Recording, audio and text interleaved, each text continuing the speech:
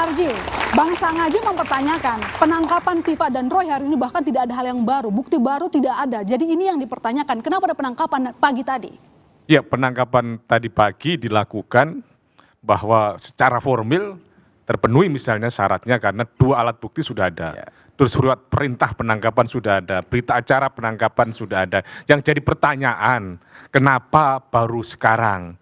Apakah kemudian karena sudah P21 sehingga kemudian kesempatan mengajukan pra peradilan tidak ada karena perkara sudah akan dilimpahkan kepada kejaksaan? Itu yang menjadi misteri, itu yang menjadi pertanyaan. Apakah ini satu strategi untuk penyidikan dan melepaskan untuk dari jeratan pra peradilan? Tetapi bahwa secara formil syarat-syarat tadi sudah dipenuhi, tetapi yang menjadi persoalan adalah secara materialnya. Kenapa terjadi saat ini? Apakah memang faktor-faktor itu yang mempengaruhi atau kemudian faktor-faktor narasi-narasi lain yang dibangun yang kita cermati dari berbagai media. Tetapi bahwa proses terjadinya penangkapan yang dilanjutkan dengan penahanan semuanya adalah berdasarkan alat bukti. Tapi kalau menurut Pak Suparji sendiri, apakah lebih baik pihak Jokowi ya perlu membuktikan ijazah asli dulu, baru membuktikan soal ataupun memproses kasus pencemaran nama baik?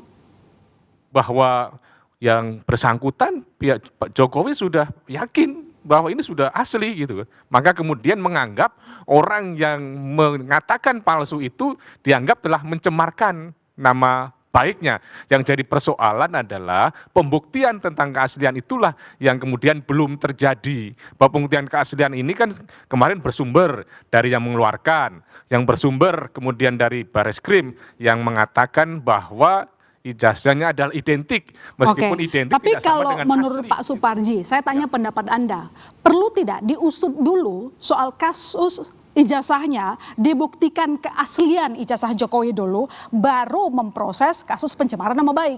Ya, ini akan dibuktikan dalam persidangan nanti, itu harapannya bahwa dalam persidangan nanti Pak Roy dan Bu Tifa akan buktikan keyakinannya bahwa ini ijazahnya adalah palsu, sehingga kemudian kalau terbukti palsu maka tidak dianggap telah mencemarkan nama baiknya.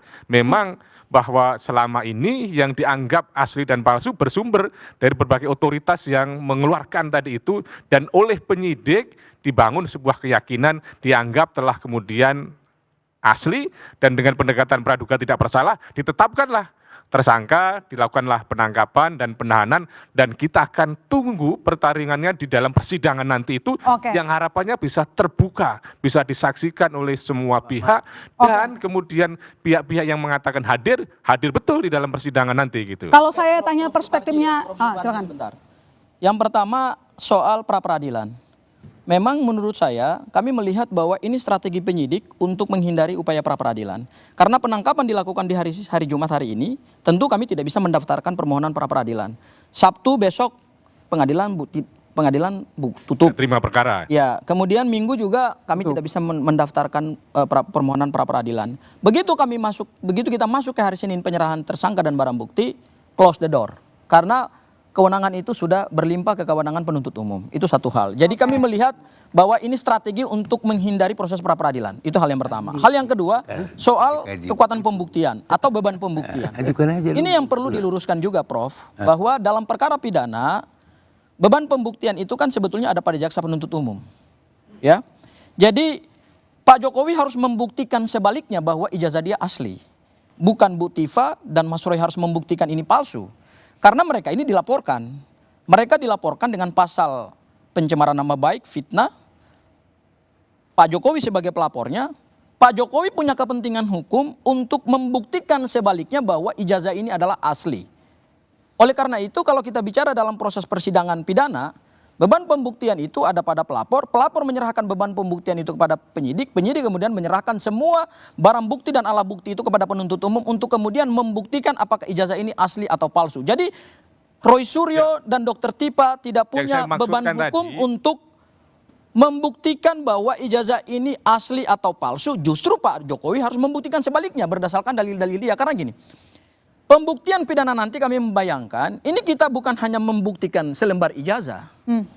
ijazah ini kan adalah produk akademik. Oke. Di ujung seseorang melaksanakan proses akademik yang cukup panjang. Jadi yang maksud Tetapi saya proses begini tadi. pembuktian ini kan akan kita mulai misalnya dari Pak Jokowi mengikuti proses perkuliahan. Benar nggak Pak Jokowi terdaftar sebagai mahasiswa UGM pada tahun 1980 dan mengikuti semua tahapan-tahapan akademik sehingga dia sah mendapatkan ijazah itu. Ini kan tentu akan dibongkar semua ini. Jadi kita tidak hanya akan melihat ijazah ini fisiknya asli atau palsu, tetapi juga akan related dengan semua proses perjalanan dari Pak Jokowi. Jadi Pak Arief, ini disampaikan oleh Bang mendapatkan Sangaji, ijazah harusnya dibuktikan dulu keaslian ijazah Jokowi, bukan langsung ke kasus pencemaran nama baik. Itulah Mbak My Sister Ilona Tarigan.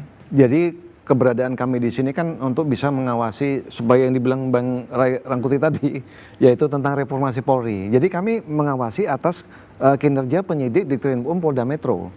Nah, mereka itu dengan adanya peristiwa ini dari tahun lalu November ditetapkan tersangka supaya ada pembuktian barang bukti kata Bang Sangaji tadi, itu mereka sekarang menuntaskan ini supaya ada kepastian hukum yang berkeadilan. Jadi proses ini segera dituntaskan. Nanti pada saat nanti di sidang pengadilan itulah yang akan dibuktikan, Mbak Ilona. Nah, makanya kita memerlukan dukungan dari masyarakat.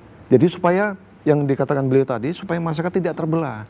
Kita serahkan kepada mekanisme penuntutan maupun di pengadilan tadi. Kayak itu dari kami, Mbak. Mbak Tarigan, sebentar. Saya juga sebenarnya sudah membuktikan itu. Jadi perlu saya sampaikan ya. Ini mungkin masyarakat lupa. Pak Jokowi ini sudah digugat berkali-kali, dilaporkan pidana 2 kali.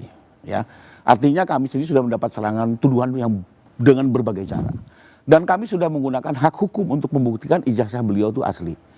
Pada saat mana? Pada saat kami dilaporkan oleh Bang Egy TPUA di Barreskrim. Alhasil proses penyelidikan tidak dilanjutkan. Kenapa? Karena dari seluruh alat bukti yang ada, penyidik berkeyakinan untuk tidak bisa melanjutkan ke penyidikan karena dari saksi-saksi, bukti-bukti surat, ahli, termasuk lapor yang dilakukan saat itu, dilihat bahwa tidak ada bukti yang cukup untuk bisa meningkatkan ini sebagai sebuah persangkaan. Satu, itu sudah jadi selesai, ada produknya. Lalu berikutnya, kami menggunakan upaya hukum juga, satu-satunya Mbak, di Polda Metro.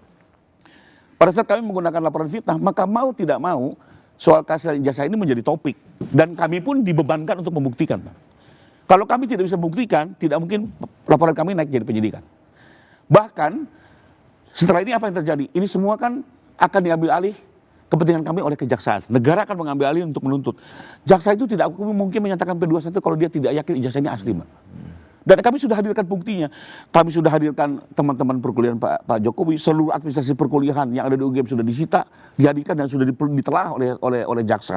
Termasuk juga pihak kampus sudah diberikan keterangan dan dilakukan lapor ulang oleh laboran-laboran yang berbeda. Dan mereka ini profesional semua. Yang kedua apa? Semakin teruji ijazah ini sah. Sebagai contoh, selama ini diisukan tidak ada watermark, tidak ada embos. Apa yang terjadi? Pada saat gelar ada itu barang. Bahkan terakhir, mohon maaf, Bang Roy menuding di watermark itu terjadi rekayasa karena ada satu kode yang berbalik. Ternyata apa itu? Itu justru sistem kunci untuk membuktikan watermark ini sah. Artinya apa? Semakin kesini memang akhirnya kebenaran itu semakin terungkap. Jadi kembali lagi menurut saya, kalau ada yang bilang di perkara ini tidak mungkin diuji ijazah, menurut saya itu ngawur, ya, karena mau tidak mau jaksa untuk membuktikan fitnah, salah satunya adalah membuktikan bahwa ijazah ini asli. Nah, yang kedua saya mau tanggapi ada gini. Ini kan serba susah. Kami selama ini dari korban justru melihat selama setahun ini polisi, mohon maaf, terlalu baik dengan para tersangka.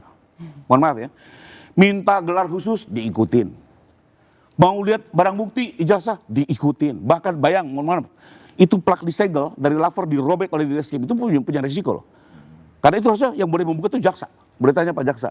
Sesuatu yang sudah disegel oleh lapor yang membuka itu kejaksaan. Tapi waktu itu penyidik karena permintaan para tersangka dibuka untuk diperlihatkan. Kami ikuti saja untuk mencari kebenaran material. Ada lagi nanti diminta mengajukan saksi dan ahli, oke itu hak diikuti. Apapun yang diminta, bahkan ada lagi. Kami tidak percaya dengan lapor, kami minta UI, BRIN, dan berbagai macam dilibatkan. Polisi ngikuti loh Bang. Semua itu didatangi lapor-lapor itu. Dan jawabannya apa lapor itu yang ditunjuk? Kami tidak mempunyai peralatan untuk melakukan itu. Jadi artinya semua permintaan, semua klaim diikuti. 1 tahun boleh dibilang perkara yang lambat. Kami juga kalau boleh dibilang sedikit kecewa. tapi kami diamkan saja.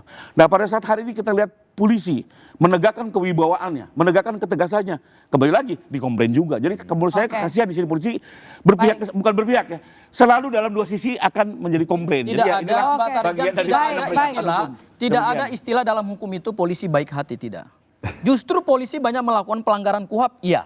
Kalau Bagi kami dikatakan, enggak, kalau justru dikatakan perlu diri bahwa ke tempat abang sebentar, gitu loh. kalau dikatakan bahwa kami meminta dilakukan gelar perkara khusus, meminta ada saksi meringankan atau saksi ade charge, ahli menguntungkan, itu bukan kebaikan penyidik. Itu hukum acara pidana yang memberikan hak kepada seorang tersangka.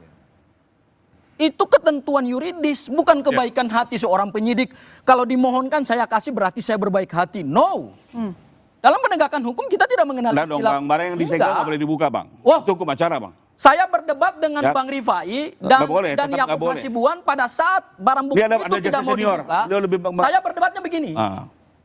Kita membutuhkan akuntabilitas dan transparansi serta kejelasan. Barang bukti yang disita itu harus diperlihatkan kepada para tersangka demi kepentingan pembelaan. Bahwa barang bukti itu sudah disegel, yaitu kewenangan penyidik, silakan segel.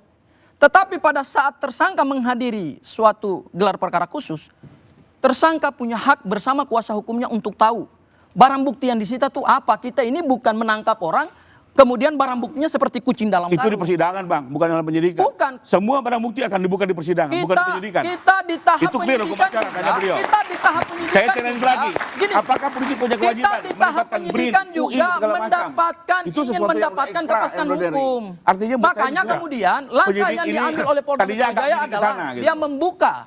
Langkah yang dilakukan oleh Polda Metro Jaya adalah dia membuka karena ada perdebatan hukum antara saya dan Bang Rifai terhadap barang bukti itu. Maka kemudian barang bukti itu dibuka segelnya oleh Polda Metro Jaya. Itu hal yang pertama. Jadi tidak ada istilah polisi berbaik hati. Itu semua adalah ketentuan hukum acara pidana.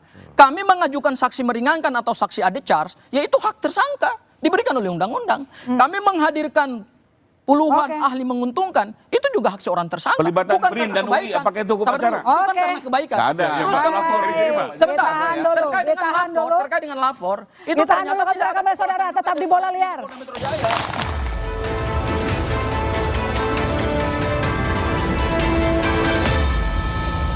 Polisi menangkap tersangka pencemaran nama baik dan manipulasi ijazah mantan Presiden Jokowi Roy Suryo dan Dr. Tifa. Kita menengarai ini semacam